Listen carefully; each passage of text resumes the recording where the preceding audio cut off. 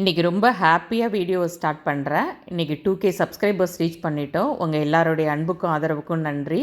அதை ஒரு ஸ்வீட்டோடு கொண்டாடலாம். இந்த ஹாப்பி மொமெண்ட்ஸ்க்காக மரவள்ளிக்கிழங்கில் அல்வா பண்ணலாம். மரவள்ளிக்கிழங்கை மண் இல்லாமல் நல்லா கழுவிட்டு தோலை சீவி குட்டி குட்டி பீசஸாக கட் பண்ணி மிக்சர் ஜாரில் சேர்த்து இது போல் மாவாக அரைச்சி எடுத்துக்கோங்க. மரவள்ளிக்கிழங்கை துருவி எடுத்தாலும் இதை மாதிரி மிக்சர் ஜாரில் போட்டு மாவாக தான் அரைச்சி எடுக்கணும். நம்ம அப்படியே சேர்த்து பண்ணுறதை விட இதை மாதிரி அரைச்சி எடுத்து பண்ணும்போது உங்களுக்கு கிண்டுறதுக்கு கொஞ்சம் ஈஸியாக இருக்கும். 1 கிலோ மரவள்ளிக்கிழங்கு எடுத்து கட் பண்ணி வச்சுருக்கேன். அதனால் 2 பேட்சஸாக சேர்த்து அரைச்சி எடுத்துக்கிறேன். 2 பேட்சஸாக அரைச்சி அதை ஒரு பவுலில் மாற்றிக்கோங்க. இப்போ அது கூட தண்ணி சேர்த்து நல்லா மிக்ஸ் பண்ணி எடுத்து வச்சுக்கோங்க. இது அப்படியே இருக்கட்டும். இப்போ நல்லா அடிக்கனமான கடாய் எடுத்துக்கோங்க. அதில் 2 டேபிள் ஸ்பூன் நெய் சேர்த்து முந்திரி பருப்பை வறுத்து எடுத்துக்கோங்க. நல்லா பொன்னிறமாகிற வரையும் வறுத்து எடுத்து தனியாக வச்சுக்கலாம். வீடியோவை பார்க்குறவங்க நம்ம சேனலை சப்ஸ்கிரைப் பண்ணிவிட்டு வீடியோவை கண்டினியூ பண்ணுங்கள். உங்கள் ஃபேமிலி அண்ட் ஃப்ரெண்ட்ஸுக்கும் ஷேர் பண்ணிவிடுங்க.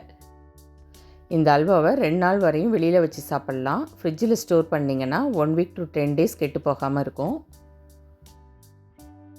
முந்திரி வறுத்த அதே நெய்யிலேயே இப்போ அரைச்ச கிழங்க சேர்த்துடலாம். கூட 1 கப் தண்ணி சேர்த்துக்கோங்க. நான் மொத்தமாக 2 கப் தண்ணி சேர்த்துருக்கேன். கண்டிப்பாக தண்ணி சேர்த்து அதுக்கு பிறகு மிக்ஸ் பண்ணி விடுங்க. அப்போ தான் கட்டிப்படாமல் இருக்கும்.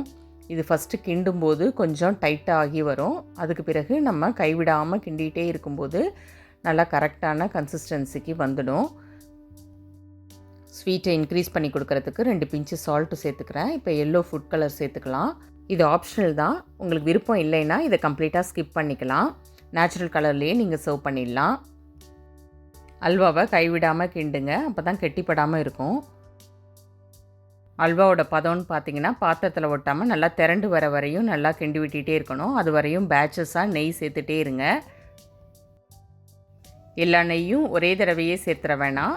அப்பப்போ 1 டேபிள் ஸ்பூன் அல்லது 2 டேபிள் ஸ்பூன் நெய் கொஞ்சம் கொஞ்சமாக சேர்த்துட்டு வாங்க. அப்போ தான் அல்வா கிண்டுறதுக்கு உங்களுக்கு கரெக்டாக இருக்கும். இப்போது நான் 1.5 கப் சர்க்கரை சேர்த்துக்கிறேன். ஒரு 75% மேலே அல்வா பதத்துக்கு வந்துருச்சு. இந்த டைமில் தான் நம்ம சர்க்கரையை சேர்க்கணும். சர்க்கரை சேர்த்து நல்லா கலந்து விடுங்க. இப்போது அல்வா நல்லா இலகி வரும். வீடியோ பிடிச்சிருந்தா வீடியோக்கு ஒரு லைக் கொடுத்துடுங்க. நம்ம சேனலில் ஏற்கனவே அப்லோட் பண்ணியிருக்கிற ஸ்வீட் ரெசிபி வீடியோ லிங்க்லாம் டிஸ்கிரிப்ஷனில் கொடுக்குறேன். தேவைப்படுறவங்க செக் பண்ணி பாருங்கள். அல்வா நல்லா இலகி வந்திருக்கு. இப்போவும் கைவிடாமல் மிக்ஸ் பண்ணி கொடுத்துட்டே இருங்க. இப்போ 1 டேபிள் ஸ்பூன் நெய் சேர்த்துக்கிறேன். கடைசியாக 1 டேபிள் ஸ்பூன் ஏலக்காய் தூள் சேர்த்துருந்தேன். அதை காமிக்க மறந்துட்டேன். நீங்கள் மறந்துடாமல் ஏலக்காய் தூள் சேர்த்துருங்க. அல்வா நல்லா கரெக்டான பதத்துக்கு வந்துருச்சு. நீங்கள் பார்க்கும்போதே உங்களுக்கு டிஃப்ரென்ஸ் தெரியும். நல்லா சூப்பராக அல்வா ரெடி ஆகிடுச்சு. இன்னும் ஒரு 5 மினிட்ஸுக்கு இதை மிக்ஸ் பண்ணி கொடுத்துட்டே இருந்து இறக்குனா சூப்பரான அல்வா ரெடி ஆகிடும். பார்க்கும்போதே தெரியும் அல்வா நல்லா ஒன்று திரண்டு வர ஆரம்பிச்சிருச்சு. இதுதான் கரெக்டான பதம். நம்ம கடைசியாக இன்னும் 1 டேபிள் ஸ்பூன் நெய் சேர்த்து நல்லா ஒரு மிக்ஸ் கொடுத்து இறக்கிக்கலாம். 1 கிலோ கிழங்குல செஞ்ச அல்வாவுக்கு நான் கிட்டத்தட்ட ஒரு 6லேருந்து 7 டேபிள் ஸ்பூன் நெய் சேர்த்துருக்கேன். இதுவே போதுமானதாக இருக்கும். இப்போது ஒரு பிளேட்டில் நெய் தடவி எடுத்து வச்சுக்கோங்க. இப்போது நம்ம செஞ்ச அல்வாவை அதில் சேர்த்தலாம். நீங்கள் பார்க்கும்போதே தெரியும் என்ன ஒரு ஃப்ளோயிங் கன்சிஸ்டன்சியில் அல்வா ரெடி ஆகிடுச்சு பாருங்கள். இதை நீங்கள் கண்டிப்பாக ஒரு முறை ட்ரை பண்ணி பாருங்கள். கடைசியாக வறுத்த முந்திரி பருப்பையும் அதில் தூவி ஆறின பிறகு கட் பண்ணியும் நீங்கள் சர்வ் பண்ணலாம். இல்லை அப்படியே சாப்பிட்றதுனாலும் சாப்பிட்லாம். சூப்பர் டேஸ்டான மரவள்ளிக்கிழங்கு அல்வா ரெடி. நீங்களும் ட்ரை பண்ணி பார்த்துட்டு எப்படி இருந்ததுங்கிறத கமெண்ட்ஸில் ஷேர் பண்ணுங்கள். தேங்க்யூ.